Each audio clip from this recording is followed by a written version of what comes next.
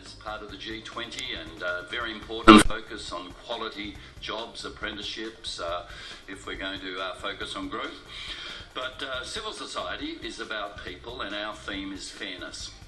It's saying if there is growth, then it should, if it's 2% above trend growth, the real acid test is, does it flow to the bottom 20% of households in each G20 nation? And our research and paper says that if it did, that would be about 930 Australian dollars, over 800 US dollars, to the bottom 20% of households over the next 4 years. That would lift the incomes of 1 billion people in absolute poverty. When you're trying to survive on $1.25 a day, an $800 US increase is literally life-saving. So it's about fairness for them.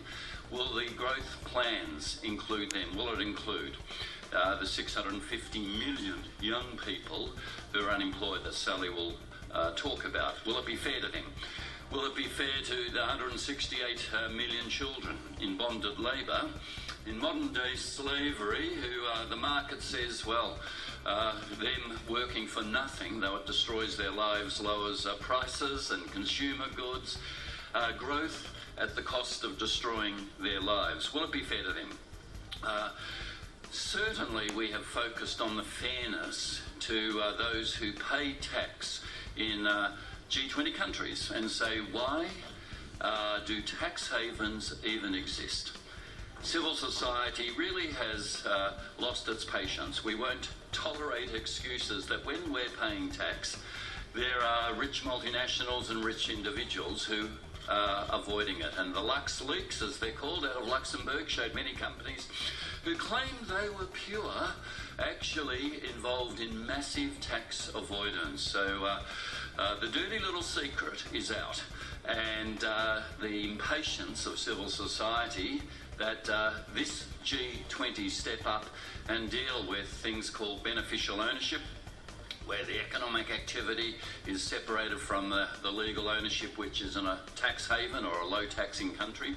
That's a question of fairness. And I might say it was civil society in London 2009 demonstrating on the streets that really put the pressure on here.